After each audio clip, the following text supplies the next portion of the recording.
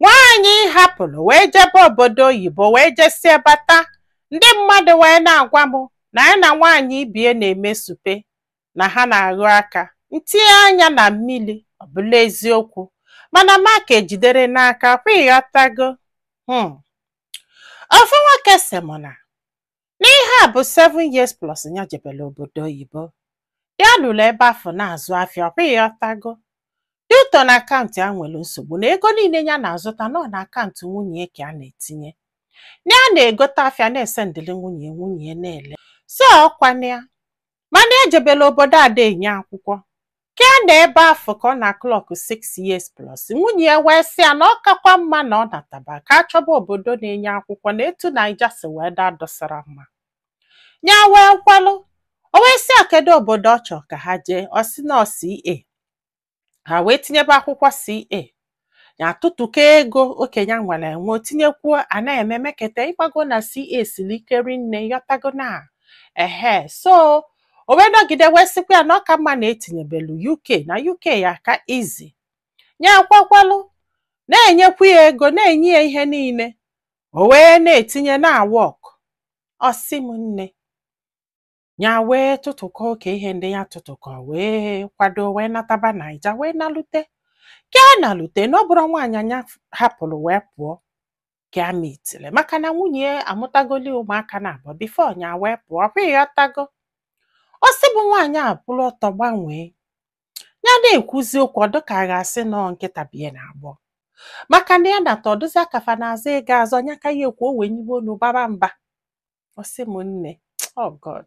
Afụfụ niile ya tala sị ma nọdụ n'aka this woman. Na mgbe ya na nwaanyị a bi na ọ bụrụ mmadụ fon, ịghọta bụrụ mmadụ na-anọ na fon. Mana since ya nata oge ọbụla nọ na fon. Na o nwee this particular lady na-akpọ ya 24/7. Ya na ya na-abọ n'ọlụ ọkpọ ọnya o welu fon pụọ ilo jezaba diska. Ya wee jụbịa sị kedu ife jikọ gị na this woman? Ọ sị a na-enyi nwaanyị. Ọ na ama mmezikwa enyi. Kedu ụdị ihe bụ ha? Ọ sị m nne. Ya wee pụọ jụba ndị mmadụ sị na ya na ya na-abọ na-emesupe. Na ha na-aghọ aka na ha na-eme ihe nwaanyị na nwaanyị. Na believe chere bekes na ya chọrọ ka ọ bụrụ ihe gbasara ha. Mana nwaanyị ha na-enyezi attention. Nothing. Unu amagolo obodo enwere akwụkwọ etu esi anọ di ya. Na ikpokọ akwa gị n'ofu nkịta. Nsogbu adọlụ gị ma onwe ka o si wee dọ. Ịghọtago. Na ya nwere ike si adị ndị 100k. Na ya ga-anọ na-ayọ na-ekpe. Na fa ga-akọ ọnụ na fa ga-ala anya bifo wee nwee ike nye ya bụ ego. Ọ sị bụ na o nwere mgbe arụ adọrọba ya. Ya wee na-ayọ ya nyekene ya ego 450 something 4 something ka a tinye wee duru mami ajụ n'ọgwụ. Ọ sị na ị ga-adọrọ. Na ya na-ayọ ayọ katị acha. Ọ sị bụ ya wee lechekwa oke ihe ya ji wee were duje mami n'ọgwụ. Ọ sị bụ na the same week ya na-ayọ ya ego na ọ hapụ fon ebe ya wee jee na fon ọ bụrụ onye nwanne ya nwaanyị 500 and something thousand. Ya sị akwa nye menere ndị befe ihe o ịghọtago. Mana ndị nke ezi ma nwanne ya nwaanyị nyeli aka mgbe ya n'obodo oyibo ya yọgideli ya biko ka setụlụ this lady cha. Na since ya nata na emetubi aka more than 5 times until olo September ọ kwụsịzịrị inyezi chacha. Kwụsịzị na ya ma nyezi atọ. Ọkwa ifugo afọ ebe nwaanyị a na-agwa okwu na ọ na-agwa okwu ka ha sị na ya bụ nobody. Aka ya eme ọsị a ka agwakwa ya na ọ makwana ya je university na onye wele certificate ejebe UK ya lụọ ebe afọ ya enweta ọlụ lụba ọlụ ọtagbu onwe na afụfụ. Unu chetakwa na ego niile nwaanyị a na-elibe ego ịghọtago na ọ nọ ọnọdụ nọọ ka ikunye enwe mmiri. Ọ ṅụsịa ya ga-anatakwa ya iko na ihe ya na nwunye ya nọ na ya kịta ya ka ya ekwu o wee nyebe ọnụ. So ọ ga-akpọ dis woman mgbe ụfọdụ ọba na room ụmụ ya je nọrọ ebe afọ. Ụmụ ya na-asị mommy go to daddy's room ka gịnị ha na-abọ n'ọlụ. Ụmụaka na-achụzi achụ na room na ọ chọrọ iji anya wee fịa. Ọ sị m nne na ihe a na-agwa m ihe a bụ na dị ọkpali ya dị 16 years nke ọzọ dị I think 14 or 13 years. Na ụmụaka ebidogo na-afụ ihe ọ na-eme na-eme ya anya na-agwa ya okwu. Ya wee kwa ụmụaka gwawa ụmụaka sị ha na ihe amamunu na-eme na unu fụkwara ya kịta maka ya nụọ nwaanyị ọzọ mgbe afọ bụ na ya disrespect mamunu. Na ndekwe ka o si dị na ụmụaka na-atụ ikwu mana nwunye ya na uche adọsịa na onye ọ na-respect na onye ọ na-anụlụ okwu bụ this woman ya na ya na-abọ na-akwụ. People na-asị na fa na-emezupe. Ọ sị bụ nne university o ji agwa ya okwu makwa ya nwa trainụrụ ya. Kịta na ya bụrụzi mmadụ.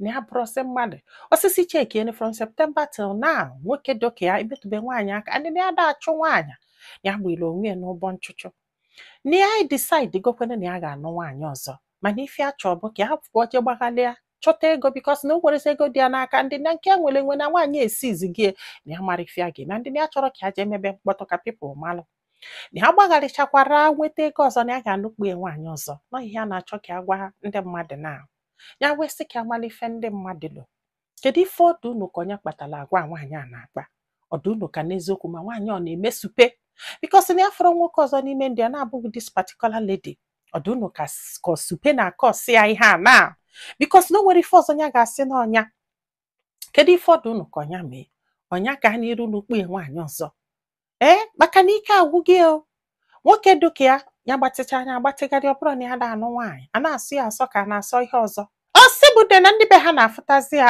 aze nwoke ejiri ezinụlọ ya yes bikos ego ọbụla ya na-edi na ya ga-apasịrị tụrụ nwunye ya bifo ya wee nweta ya akwa ịghọtago na si ihe ya ga-asị na ọ na-agbasi mbọ ike wụ ya jebe obodo oyibo mana ihe abụrụ etesa anụ di na nwunye ibonga ise sinsi ya natalo uwe from September luo kịta nothing ya metụ ya aka ọjụ ya kwugheri okwu ọsị a na onwe ka o si eme na ya ma mmezi atọl na ya na-ekwugodo ka ama na-eji ọbịa na-enye ya nsogbu hei nna ameno ike gwụkwa aka na-ekwu ọsị na-ewere setifiketi ejebe UK jelụba ọlụ ọtagbu onwe ya n'afụfụ maka na ọ ma na o nwere ego ya jizi na ọ bụrụkwa na ya ejirezi chacha bikos na ya na-akwado ịpụ again ịghọta na ewo ike gwụrụ ụmụ nwaanyị enye unu aka nya akụọla unu ntụnkụ unu ga-ekobe akpa mgbe ụfọdụ unu ekori ekonye nye n'elu o nwere ife ọzọ na-ego bagha aka na epushu gị ha niile Chineke nna m amagwana m ihe nge m na-agbapụta akụkọ ụfọdụ maka ụmụ nwaanyị ndị nụtala ezigbo di ndị nụtakwala ezigbo di maka na ọ bụrụ na ị nụtara ezigbo di ihe ya na-akọrọ m nkịta etu esi amaghị ọla anya amaghị n'azụ isi amaghị n'iru isi mgbe ụfọdụ ọ bụrụ nwaanyị niile and ọ na-ewutekelisi bụ nọ ndị nụtala ezigbo di na-ezuzu ezuzu ndị nụtala ajọ dị ewenyite nwe ụdị isi onye nụta ezigbo di ejibekwa ya ejibe yọbakwa ya ayọba nwoke trọst ogodati na ihe niile ọ kpatara onye gị iwe siziko fancha niile fokọsịza na ndị bụ unu hapụzi anyị nyanwa ka ọ bụrụ onye ọbụla na-efụtazi azụ n'obọdị ka ọ bụrụ gị nwa ji anụ n'isi ị na-akwakwa ya ka ọ pụọ ka ị na-eme ihe ị na-eme to continue your life that is not a problem but nye ndị ya ego go feel like a man wepụba I don't understand like I don't know so nwanne m kedu ife ilu kedu ihe ọdụ ka this guy mee onye nukponi nwaanyị ọzọ ma ọ bụrụ na ọ kwudosie ike n'onwe enye ebe ọ bụ na ibongi no ego no everything no